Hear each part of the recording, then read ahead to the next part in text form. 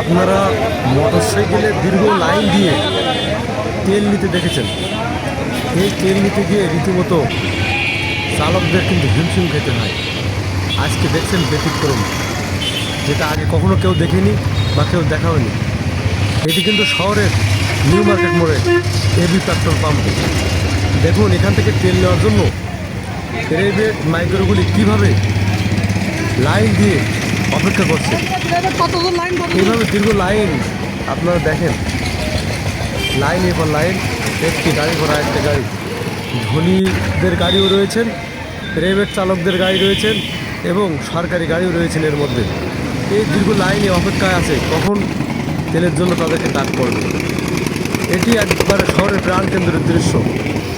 আপনারা ইতিমধ্যে বারবার দেখছেন মোটরসাইকেল তেল নিতে গেলে কি হিমশিম খেতে হয়।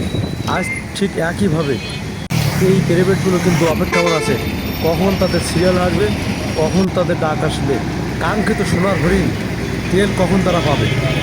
এই জন্য এই অপেক্ষা শেষ যে কখন হবে সেটি কেউ জানে না, সবাই অপেক্ষায় রয়েছে।